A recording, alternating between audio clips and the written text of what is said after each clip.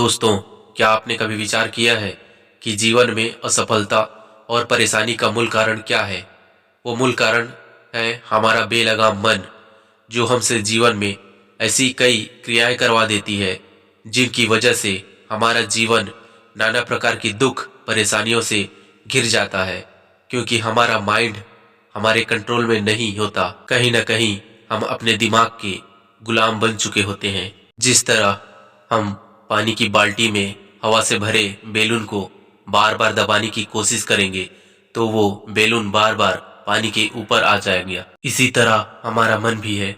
जब तक मन दुनिया भर के विचारों से लबालब भरा रहेगा, तब तक हम कितनी भी सुकून से भरे दरिया में जाने की कोशिश क्यों न कर लें, कोई लाभ नहीं होगा।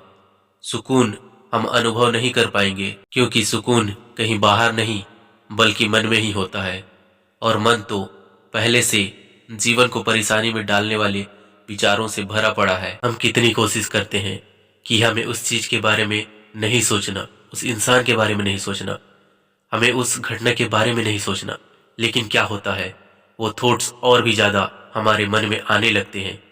क्योंकि हम ऐसा करके बार बार अपने दिमाग को उसके बारे में अटेंशन दे रहे होते हैं, जिससे ना चाहकर भी हमारा ध्यान उन्हीं विचारों पर जाने लगता है जो हम नहीं सोचना चाहते। इसके बाद जब हम उन विचारों को इम्प्लीमेंट करते हैं तो लाइफ में स्ट्रेस, परेशानी ज़्यादा बढ़ने लगती है।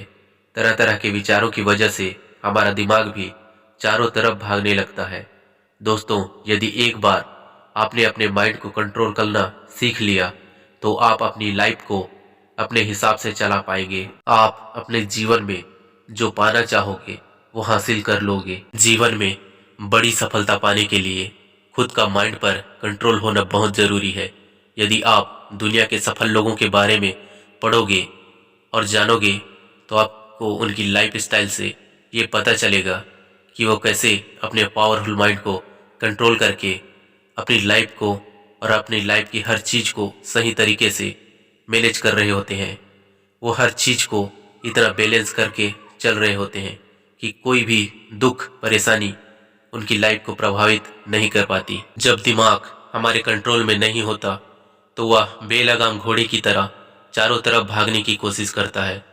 दिमाग किसी भी एक चीज पर फोकस नहीं कर पाता और यही चीज दुनिया भर की परेशानियों को न्योता देने का काम करता है।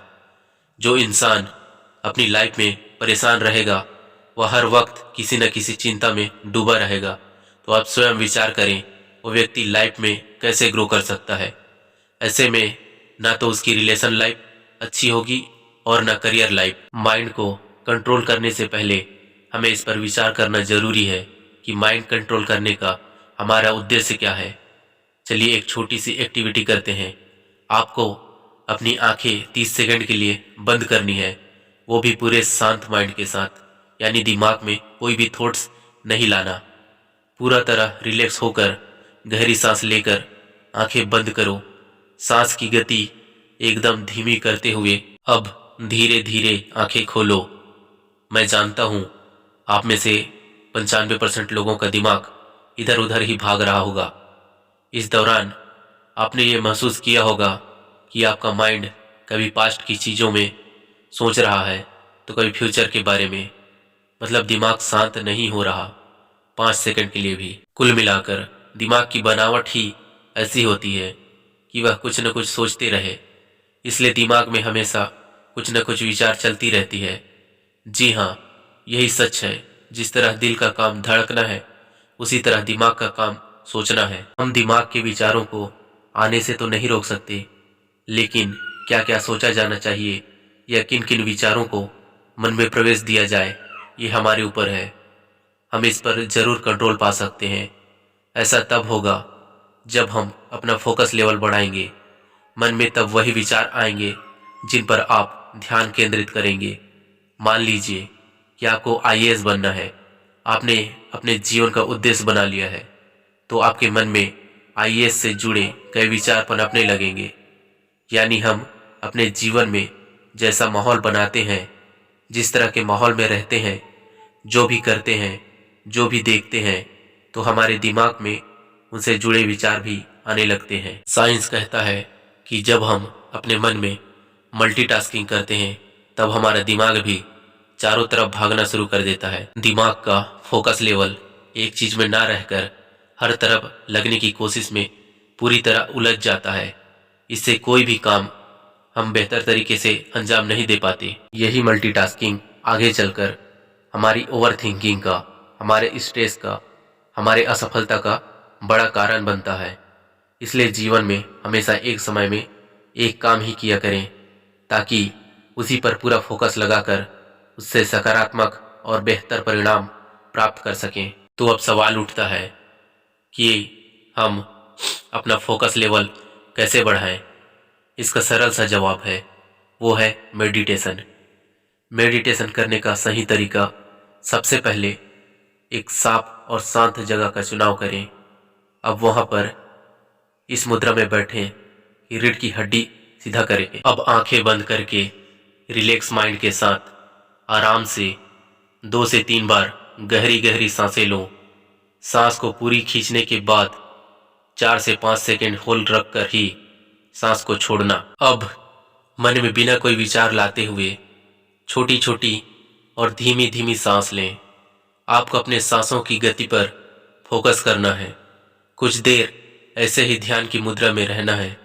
आपको बस यही ध्यान लगाना है कि आप अपने सांसों को कितनी देर और किस हद तक धीमी कर पाए। कम से कम 5 मिनट तक ऐसा ही करना।